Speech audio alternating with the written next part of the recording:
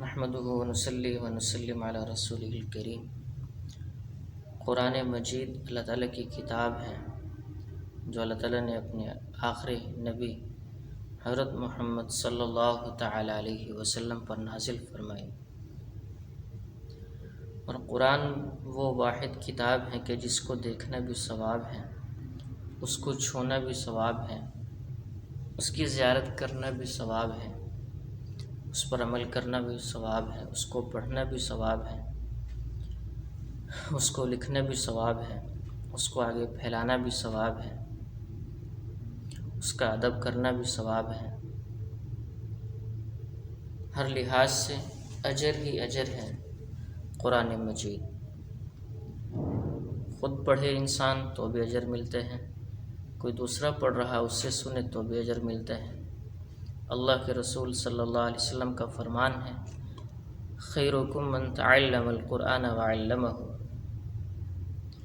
بخاری جلد نمبر 2 صفحہ نمبر 257، جلد نمبر 2 صفحہ نمبر 257 پر اللہ کے رسول صلی اللہ علیہ وسلم کا ارشاد، عن النبی صلی اللہ علیہ وسلم قال، خیرکم من تعلم القرآن وعلمہ، کہ تم میں سب سے بہتر شخص وہ ہے جو قرآن کو سیکھے اور قرآن کو سکھائے، خود بھی سیکھے، سیکھ کر عمل کرے، دوسروں کو سکھائے تاکہ وہ بھی عمل کریں۔ اللہ اکبر۔ ایک مرتبہ آپ صلی اللہ علیہ وسلم نے حضرت عبداللہ رضی اللہ عنہ سے کہا، عن عبداللہ قال قال رسول اللہ صلی اللہ علیہ وسلم، اقرأ علی، قال قلت اقرأ علیک وعلیک انزل، اے عبداللہ مجھے قرآن پڑھ کر سناؤ۔ آپ نے فرمایا عبداللہ سے کہ اے عبداللہ مجھے قرآن پڑھ کر سناؤ۔ حضرت عبداللہ کہتے ہیں میں نے کہا یا رسول اللہ، آپ کو قرآن پڑھ کے سناؤ حالانکہ آپ کے اوپر قرآن نازل ہوئے ہیں، آپ کے اوپر تو قرآن اترا ہے، آپ کے اوپر نازل ہوئے ہیں، آپ کو پڑھ کر سناؤں۔ قال انی اشتہی ان اسمعہ من غیری، آپ نے جواب میں ارشاد فرمایا کہ میرا دل چاہتا ہے میں اپنے علاوہ کسی اور سے قرآن سنوں۔ یہ ہے قرآن سے محبت اور قرآن سے عشق اور قرآن سے دل لگی۔ آپ نے فرمایا میرا دل چاہتا ہے کہ میں اپنے علاوہ کسی اور سے قرآن سنوں۔ اللہ ہمیں بھی وہ محبت قرآن کے ساتھ جو اللہ کے نبی صلی اللہ علیہ وسلم کو قرآن سے محبت تھی، اللہ وہ محبت ہمیں بھی نصیب فرمائے۔ تو آپ نے فرمایا مجھے پڑھ کر سناؤ۔ قال فقرأت النساء حتى اذا بلغت، حضرت عبداللہ کہتے ہیں تو میں نے آپ کے اصرار پر آپ نے مجھے فرمایا تو پھر میں نے سورہ نساء پڑھ کر آپ کو سنائی۔ سورہ نساء پڑھ رہا تھا جب میں اس آیت پر پہنچا، پارہ نمبر 4 سے شروع ہوتی ہے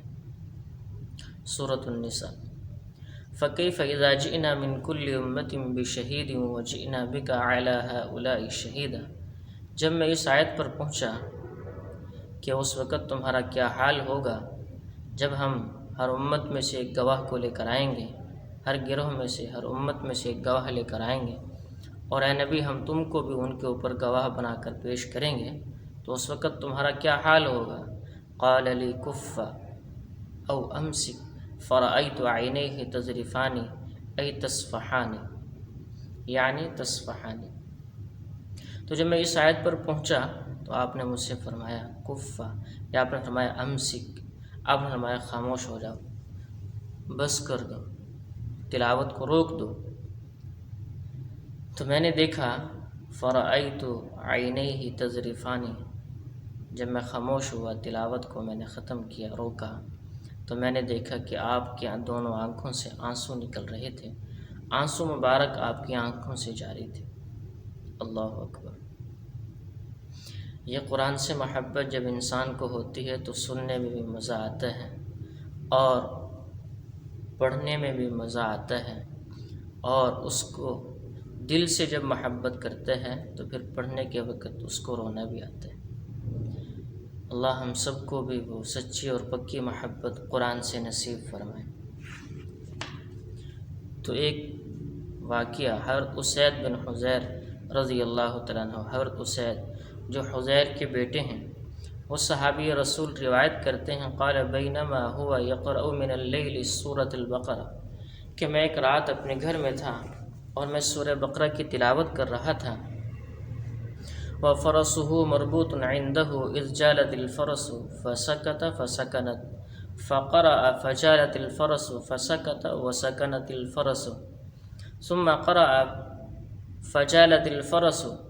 فانصرف وكان ابنه يحيى قريبا منها فاشفق ان تصيبه۔ وہ روایت کرتے ہیں کہ میں ایک رات سورہ بقرہ کی تلاوت کر رہا تھا اور میری اونٹنی یا اونٹ میرے قریب ہی بندھا ہوا تھا، تو جب میں تلاوت کرتا تو وہ اچھلنے لگتی اور کودنے لگتی، وہ میری اونٹنی بدکنے لگتی۔ فسکت وسکن فسکنت، جب میں خاموش ہو جاتا تلاوت کو روک دیتا تو وہ بھی اچھل کود کرنا رک جاتی، اور جب میں قرآن کی تلاوت شروع کرتا پڑھنا شروع کرتا تو وہ بھی اچھلنے شروع کر دیتی، پھر میں خاموش ہوتا تو وہ پھر وہ رک جاتی، اور جب میں دوبارہ سے پڑھنا شروع کرتا تو وہ پھر دوبارہ سے بدکنا شروع ہو جاتی۔ جب بار بار اس کا یہ عمل میں نے دیکھا تو میرا بیٹا یحییٰ قریب ہی سویا ہوا تھا، اس اونٹنی کے قریب ہی۔ فانصرف، تو میں گیا اور اپنے بیٹے کو میں نے دیکھا جو قریب سویا ہوا تھا، تو میں ڈرا کہیں ایسا نہ ہو کہ اس کا پاؤں میرے بیٹے کے اوپر آئے اور اس کی وجہ سے میرے بیٹے کو کوئی تکلیف پہنچ جائے۔ فاشفق ان تصیبہ، تو اس کا بیٹا یحییٰ پاس ہی سویا ہوا تھا، تو مجھے ڈر ہوا کہیں اس اونٹنی کا پاؤں میرے بیٹے کے اوپر نہ آ جائے۔ میں اپنے بیٹے کے پاس گیا، فلما اجترہ، تو میں نے اس کو اپنی طرف کھینچا، تو میں نے اپنے بیٹے کو اپنی طرف کھینچا تھوڑا سا، تو میں کیا دیکھتا ہوں آسمان کے اوپر میرے سر کے اوپر کوئی چیز، رفع رأسہ الی السماء، کوئی چیز میرے سر کے اوپر آسمان کی طرف ہے، میں دیکھتا ہوں حتی ما یراہ، یہاں تک کہ وہ غائب ہو جاتی ہے اور اوپر آسمانوں کی طرف چلی جاتی ہے۔ فلما اصبح حدث النبی صلی اللہ علیہ وسلم فقال له اقرأ یا ابن حذیل، اقرأ یا ابن حذیل۔ جب صبح ہوئی تو یہ ماجرا میں نے اللہ کے رسول صلی اللہ علیہ وسلم کے سامنے بیان کیا کہ رات کو میں قرآن کی تلاوت کر رہا تھا اور میری اونٹنی بدکنے لگی، تو میں تلاوت کو روک دیتا، وہ بھی بدکنا چھوڑ دیتی، اور جب میں قرآن کی تلاوت کرنا شروع کرتا وہ دوبارہ سے بدکنا شروع ہو جاتی۔ تو مجھے ڈر ہوا، میرا بیٹا پاس سویا ہوا تھا کہیں وہ اس کو کچل نہ ڈالے، پھر میں نے تلاوت کو بند کیا، آسمان کی طرف میں نے کچھ چیزیں دیکھی اور وہ آسمان کی طرف واپس چلی گئی۔ سارا قصہ بیان کیا، آپ نے فرمایا کہ اے ابن حذیر پڑھتے رہتے، اے ابن حذیر قرآن کی تلاوت کرتے رہتے، پڑھتے رہتے۔ تو اسید بن حذیر کہتے ہیں میں نے کہا فاشفقت یا رسول اللہ ان تطأ یحییٰ وکان منہا قریبا، اے اللہ کے رسول مجھے ڈر ہوا کہیں میرے بیٹے یحییٰ کو وہ کچل نہ ڈالے،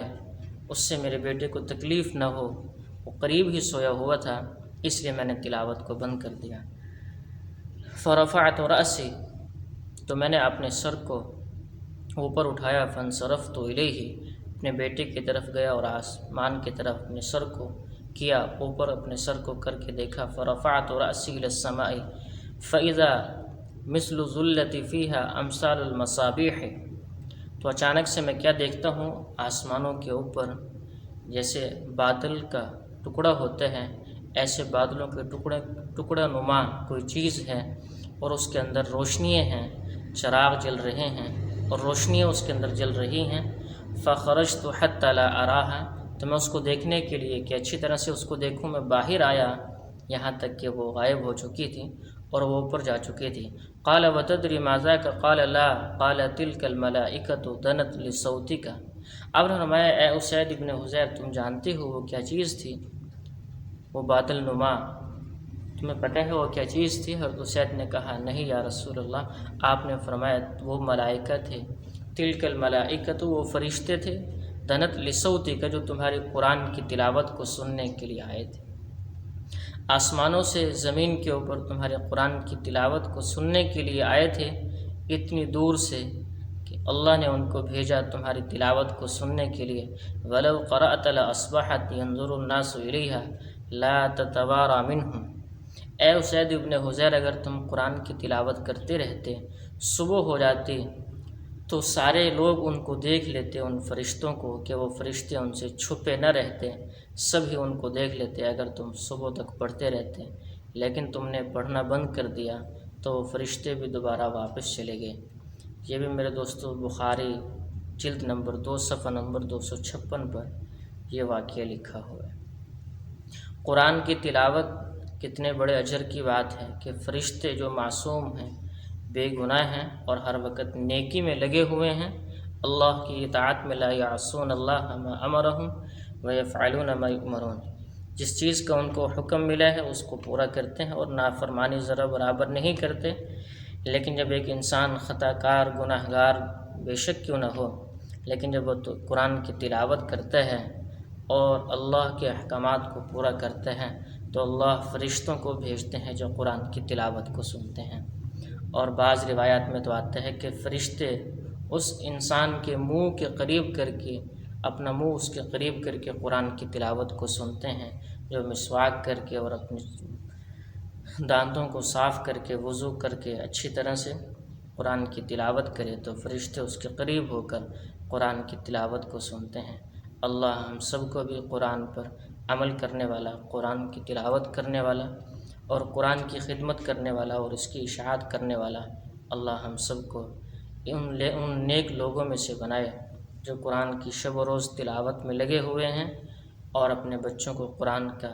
حافظ بناتے ہیں اور اس پر خود بھی عمل کرتے ہیں اور دوسروں کو بھی اس کی ترغیب دیتے ہیں۔